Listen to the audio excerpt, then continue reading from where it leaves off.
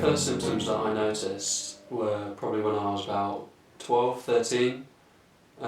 It came in the form of just like tiny little jerks, so my arm might just sort of twitch, and I'd lose concentration for like half a second or something, and then it would just sort of, I wouldn't understand what happened until afterwards, so I would have lost consciousness for that half second, and then I'd only know afterwards that something was wrong. As well as that, there was the larger seizures as well, the grand mal, the traditional seizures. They were usually overnight, early morning. They were less frequent. The smaller jerks were every single morning, every single night, and there could be multiples of 5, 10, 15, usually at the dinner table or like, I don't know, doing whatever I was doing at the time. But the larger seizures were usually overnight and much less frequent, maybe 2 a month. It wasn't until the first big seizure when I realised something was wrong, because that was the first opportunity where everybody had noticed what was going on. Beforehand, I was the only one who knew what was going on, and I didn't know any different.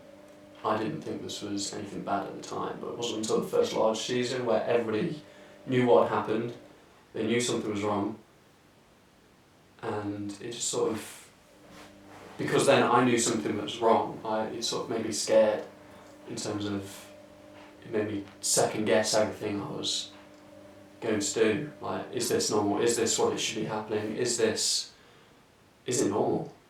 Like, especially at the age of 12, 13, 14, 15, when your body's changing anyway. I didn't have a clue. Tell me one of the kind of incidents that you've had when you've had a bad seizure. Okay, so one of my first larger seizures, it was both quite sort of scary for the other people watching it and almost comical. Well, it's comical now when I look back, because I used to have a high-loft bed that was sort of yay high, and I'd jump off the stool, like that was by my pillows, just so I could actually get into bed because I wasn't so tall at the time.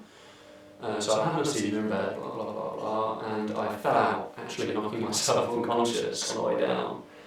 And then of course my mum runs in and she's all stressing and like doesn't know what's happening, but then like she's trying to get a pillow for me and this remote falls out, again knocking me back unconscious.